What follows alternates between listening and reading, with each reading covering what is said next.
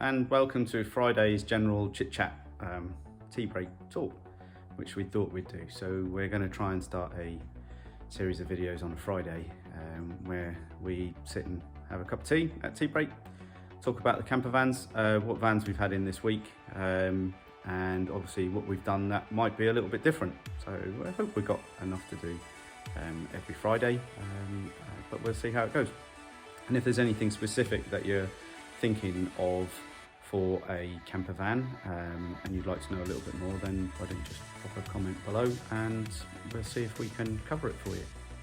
But today we've got another little different van, which is a T6, really lovely Acapulco blue. We've fitted a Skyline pop top to it, the Aurora, with a bifold bed.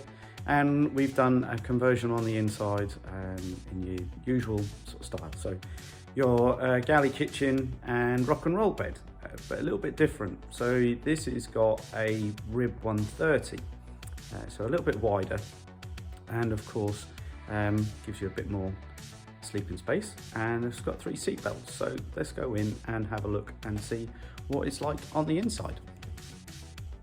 So the build for this van is along a sort of normal lines. So like we said, the sort of traditional setup, rock and roll bed, galley kitchen, pop top roof with bed upstairs. So this is a 4-berth. Actually, it really could be a 5. So you've got potential of sleeping 3 smaller people downstairs, children, and then 2 adults upstairs, or 2 adults downstairs very comfortably, because obviously the wider bed, and the kiddies upstairs. It's seat belted for 6, so that does cover a lot of options, and of course they're all M1 tested, so the rib is a very high quality bed, which is all crash tested. So let's show you some more of that. So here we go, this is the rib 130. So the 130 designation is the width of the bed in centimetres. So you can have a rib 112, 112 centimetres, a rib 120 and a rib 130. And then of course you've got full width beds as well, which are again a little bit wider. So this is the widest you could go and potentially keep a little bit of cabinetry. So we've got a slimline kitchen running down the sort of normal galley position, as you would with a normal rock and roll bed. Obviously it is a little bit slimmer, hence the name slimline.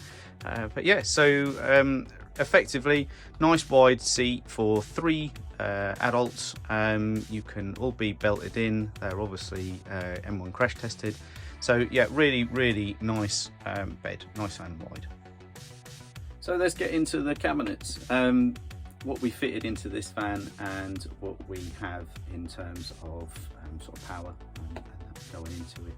So first things first, obviously the bifold bed, which is part of the Aurora sort of staple.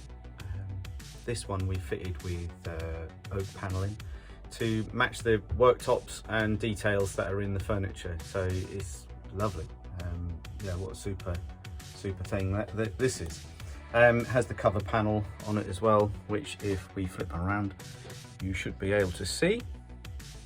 So yeah, here's the cover panel, which obviously when you operate the bed, you want to slide that back, and then you can then push the roof up and then push it back into position. Or if you've got people staying upstairs, so you've got kiddies upstairs and you want to separate them overnight, so you could still have the lights on downstairs and they can get some sleep upstairs, then you can slide that panel across. Obviously it's not weight bearing, but obviously if it's just children at the top there, I think the worst it's going to be on there is pillows and stuff. So yeah, like I said, it's important that you don't stand on it, but obviously it can be used to separate the 2 compartments and obviously retain the 2 different light levels, if you like. So here we go with the kitchen. This is, like I said, a slimline setup from Fan Furniture. It has the usual wardrobe with the oak tambour door, which we really like, the oak worktops, and we're using one of their oak splashbacks as well. with our just normal electric setup on there. You've got your 240 power with USBs, night heater control, a couple of USB sockets on 12 volt if you're not on shore power, a little switch for the top lights, and then another 12 volt socket, and then all your information regarding your solar setup and obviously your battery condition and bits and bobs. We're inside at the minute because the weather has turned, so it's not great outside, so obviously there's zero solar going into it because we're on LED lights in the workshop. So this has got the 160 watt semi-flexible panel on the roof going into a mppt controller, and then with the remote output, so you can monitor that as well, and that gives you loads of little information as you cycle through, so you'll be able to see exactly what's going on with your energy, what you've consumed, how much you've harvested, what the panel's at, obviously panel temperature and internal temperature, loads if you've got it set up on there, and a few other bits and bobs. So all nice stuff to keep an eye on. And then of course we fit the Planar diesel heaters, so you've got the Planar controller in there with the comfort controller, which gives you calendar options, so you can set up your turning on and off time. So if you want it to be on in the morning before you go to work, then you can turn that on and set that all up on a calendar system, so the van is nice and warm for when you depart. So the kitchen is in gloss grey, which looks great with the oak worktops. Again, this is another really good example of oak worktops at its finest. That's a really nice piece of oak on there, and it hasn't been spoilt by trying to cut cooking into it. These are really difficult kitchens to get decent sized cooker sinks combos into them, so it's difficult to work out. If you really want to be cooking in the van, then really this kind of setup isn't for you.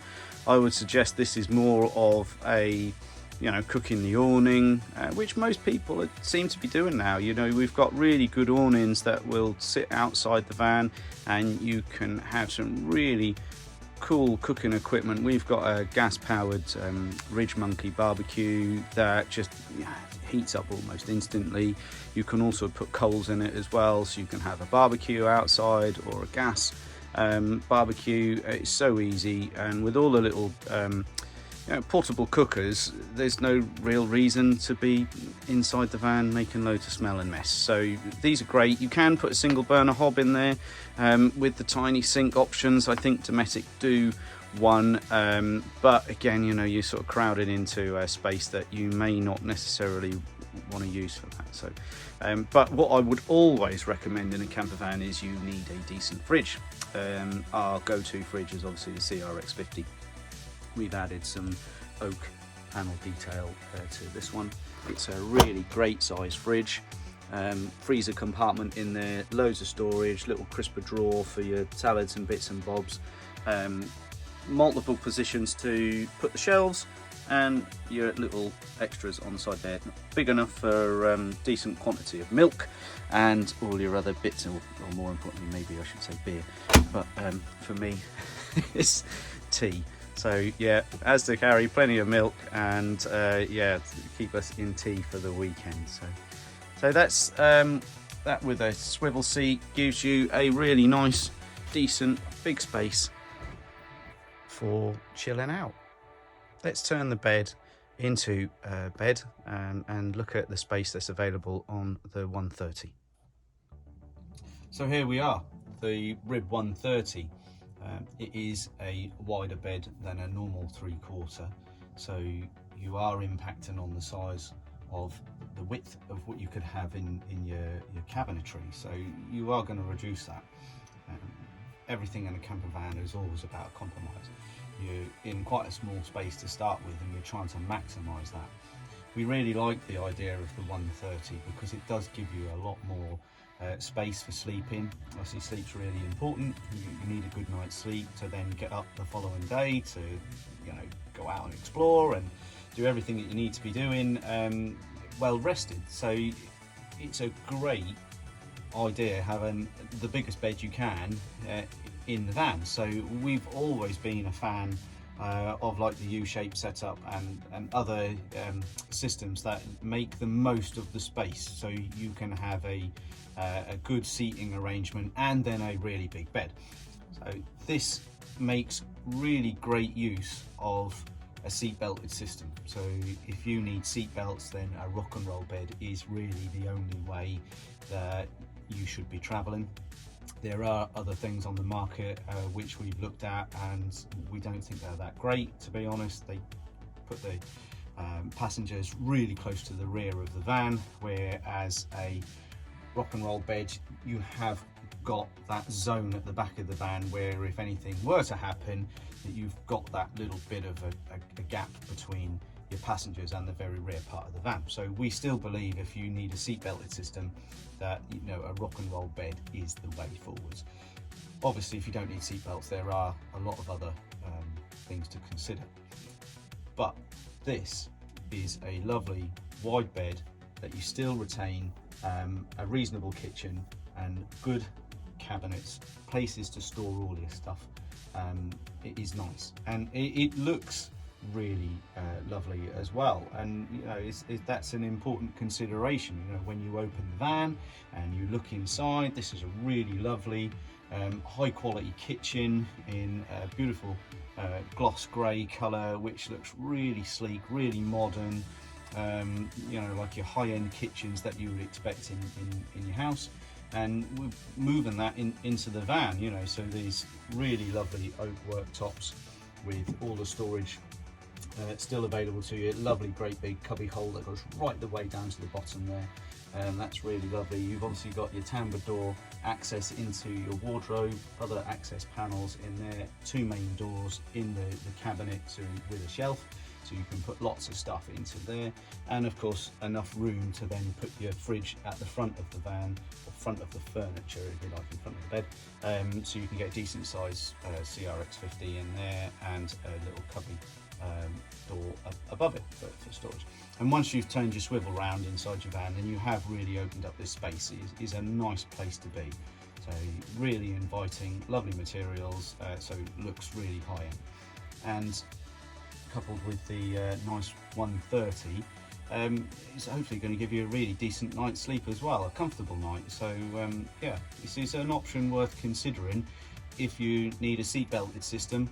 And you're going to take, you know, more than 2 or 3 people, so you're looking at 2 adults, 2 children. You know, you need a full berth van. This is going to make a really comfortable, you know, 2 adult bed, and of course you've still got your bed at the top there, which is also a decent size. Yeah, it's a great setup. So we hope you've enjoyed having a look around it. If there's anything that you'd like to know, or if there's anything specific you'd like us to make a video on in detail, please do let us know, drop a comment below, and we'll see if we can accommodate that. We've got some more interesting builds coming up that are a little bit different, and so we'll try and get them on YouTube as well, so keep an eye out. Thanks very much.